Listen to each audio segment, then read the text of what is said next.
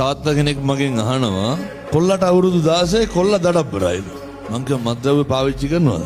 නෑ තාම නෑ අම්මා හැම වෙලේම කටින් බිනවලු. බය වෙන්න දෙයක් නෑ. අම්මා මොකද කරන්නේ?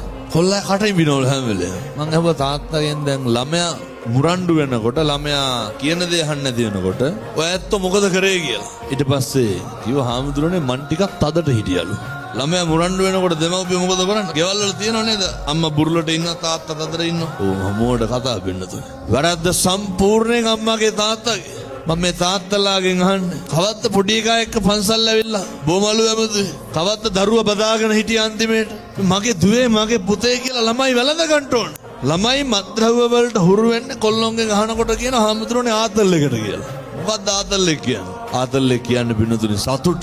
ගොඩක් මත්ද්‍රව්‍ය වල දරුවෝ ඇබ්බැහි වෙන්නේ පෞරුෂය හීන වුණාම. දරුවෝ තනි වුණාම, දරුවෝ හුදකලා වුණාම, අම්මා තාත්තා නැති වුණාම, අම්මගේ තාත්තගේ ආදරය නැති වුණාම, අම්මා තාත්තා කෙල ගන්නවා ඉවරයක් නැහැ දරුවෝ අසරණයි. තාත්තා බීලා ඇවිල්ලා අම්මට තඩි ගහනවා දරුවෝ අසරණයි. එතකොට ළමයි අවුරුදු 14 15 වෙනකොට මොකද වෙන්නේ? මතක තියාගන්න. අම්මගේ තාත්තගේ යුතුයකමක් වෙන්න ඕන වගකීමක් වෙන්න ඕන. දරුවොත් එකට බත් කන්න ඕන. මගේ දුවේ මගේ පුතේ කියලා දුව පුතා වැළඳ ගන්න ඕන. කවද්ද අන්තිමේට කොල්ලා ළඟට අරගෙන ඔළුව අත ගාලා දී. කවද්ද අන්තිමේට කොල්ලා ළඟට අරගෙන මූණ ඉඹලා දී. අහනකොට කියන තදට ඉන්නවලු ඒ උනාට. තදට ඉඳලා කරන්න පුළුවන්. හරි ආදරණීය තාත්තා කෙනෙක් වෙන්න.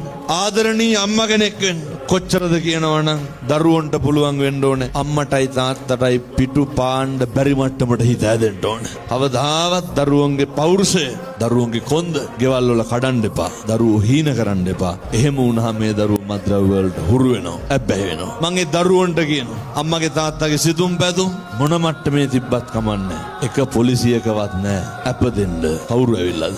යාළුවෝ ඇවිල්ලා. හැමතැනම ඉන්නේ අම්මා තාත්තා ඇවිල්ලා. මොකක් හරි වැරදුනහම කවුද ඉන්නේ? අම්මයි තාත්තයි.